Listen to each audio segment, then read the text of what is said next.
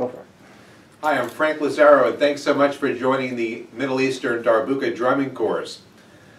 In this lesson, I'm going to talk about proper positioning, how to hold the drum, body mechanics, all the essentials you need to start playing. One of the most important things when you're learning a new instrument is body mechanics. That means how you're sitting, how you're approaching the instrument. In this case, how you're holding the drum and how it relates to your body and limbs. So the Darbuka is a drum that's generally played on one side of the body. You may be tempted to play it like you would a djembe or other drums. But what you'll find is when you do that, you lose a lot of the sound. The doumbek was intended to play on the lap.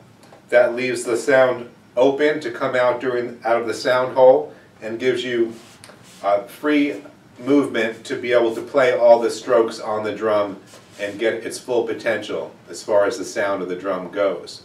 So, how we hold the drum.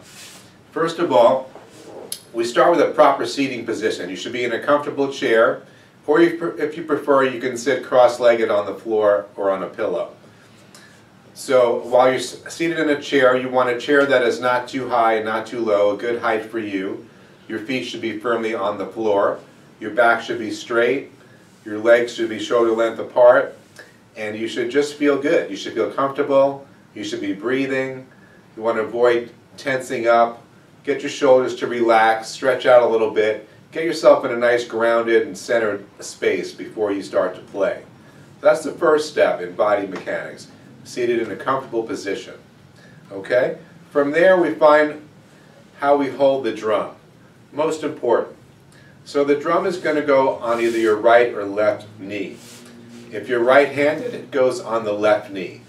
So if whatever your dominant side is, the drum goes on the opposite side. So being right-handed, I put my drum on the left knee. If you're left-handed, it will go on the right knee. It's not rocket science. Okay. So, once we have that established, the position of how the drum rests on your lap is most important. First of all, the drum should be on your knee and also close to your hip. Pretty much as close as you can get. So it will be pointed about 45 degrees from your torso.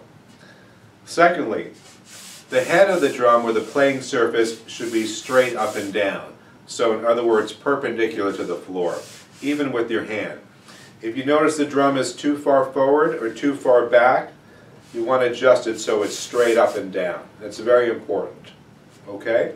So once we have that playing position established, now it's important to get the drum in a place where it's going to feel really comfortable. The way we do that is we bring our legs together, bring the drum in as I mentioned, and it should sit on its own. That's when you know that it's in the right position. Now in addition to that, as you rest your left arm or your non-dominant arm on the drum, that also will nestle it in so it'll be in a comfortable position. You won't have to worry about the drum sliding back or sliding forward. It will have a tendency to do that. So once you have it in the right position, you'll never have to worry about that. Now I can play and let the drum go on its own, having both hands free to play. So one thing I like to do and recommend is if you rest your elbow on the drum, it also gives it a little counterbalance. That also helps it stay in place. And it's comfortable. It's like an armrest for you. Now you want to have your left hand far enough in front of the drum so that you can make the strokes. If it's too far back, you won't be able to hit the skin. I see too many beginners hitting the drum like this, and they're mainly hitting the rim of the drum and not enough on the skin. The playing surface, of course, is the skin, the membrane that's stretched across the top of the drum. That's where we're going to get our sound. So if you're hitting on the edge, the rim, you won't get a sound, you'll hurt your hand, and of course nobody wants that. Another thing to keep in mind as we're learning technique is avoiding pain. So we do want to put our hands and our body in a position that is not going to cause stress, damage, or pain to ourselves, the drums, or any personal property. So, now that we have a comfortable position, drum head perpendicular to the floor,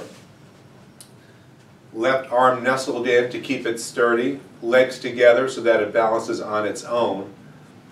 That is the proper position.